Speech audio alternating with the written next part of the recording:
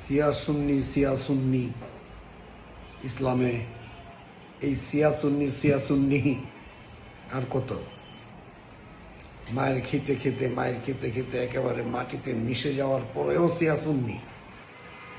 এই শিয়া সুন্নি কি আমরা কি মুসলমান নাকি অন্য কিছু? শিয়া আর সুন্নি, ওরাও তো আল্লাহকে ডাকে, আমরা তো আল্লাহকেই ডাকি। সুন্নিরা নাকি আলাদা কিছু?